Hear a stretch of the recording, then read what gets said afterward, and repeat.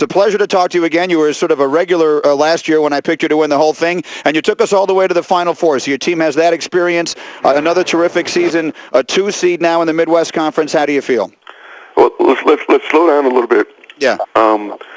One, I'm blaming you guys for us not winning the Big East. Last year up in New York, I think I talked to you 2 or 3 times. Yes. I'm sitting here this year.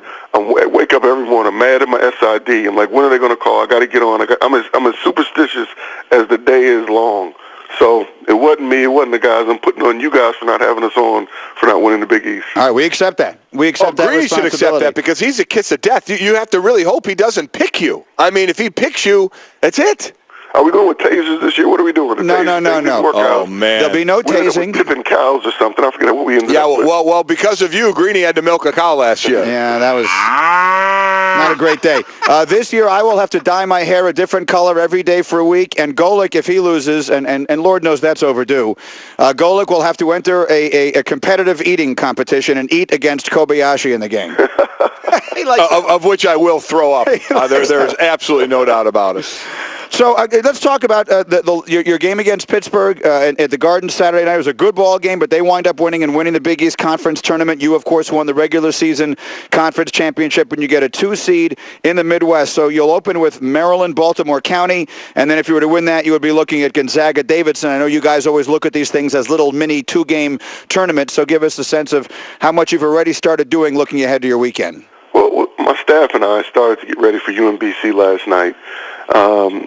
And we take it one step further in that it's one game at a time. Once you get to this time of year, every team that you play is well coached. Every team that you play is playing well. Every team that you play has confidence in what they're doing. So, as a fan, and everyone else in the country can sit down with their brackets this morning and start filling everything out. And if as a coach and a team do that, you forget about the monster that's right in front of you.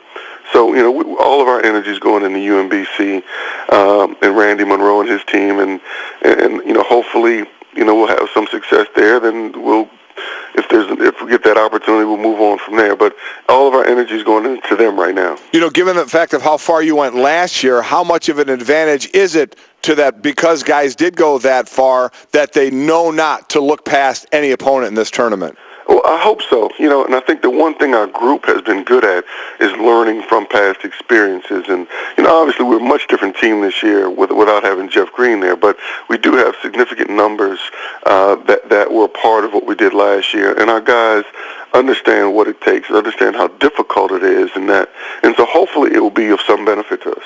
Mike and John Thompson III, we call him JT3, as so does pretty much everybody else. How much of an advantage do you think it is just coming out of your conference? That is such a unique conference, as loaded as it is, as deep as it is. Now, you're playing NCAA caliber competition just about every night, and so I'm one of those who thinks that when push comes to shove, that helps all of the Big East teams when it gets to this time of year. How much of it, how big a deal do you think it is that your conference is as good and as deep as it is as you get into March?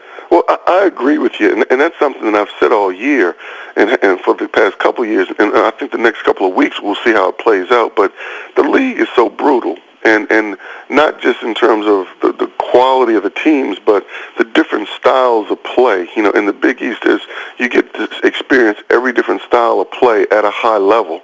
And so you have zone teams, you have man teams, you have fast breaking teams, you have interior teams, you have guard-oriented teams.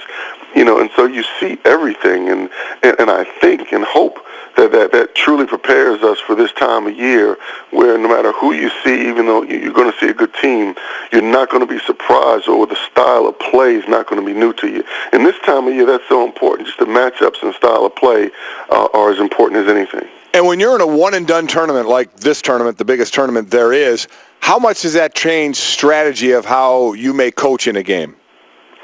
It doesn't really. I mean, because our approach to every game is a one and done. The next game is the most important game, and that's how we go about our business here. So I don't think that changes too much. Mike, John Thompson III, which is a greater challenge, keeping your players' heads in the right place, getting set for this, or keeping your dad and Patrick Ewing Sr. calm? Because it seems that there's no one more excited right now, I think, than the legendary Hoyas, your father and Patrick Ewing, watching their sons at this point of the year. So which is the greater challenge for you? Well, I said this last year. After 41 years, I've gotten pretty good at ignoring my dad, and little Pat has also. So keeping them in check is not that big a deal at all. Can't you just say, listen, there are no seats available behind the bench, and put them in a suite or something and get them out of there? Well, at home games, we do that. When we go on the road, we don't have the luxury of being able to determine our seating. So, at the Verizon Center, he's up in the roof. What does the Midwest top seed Kansas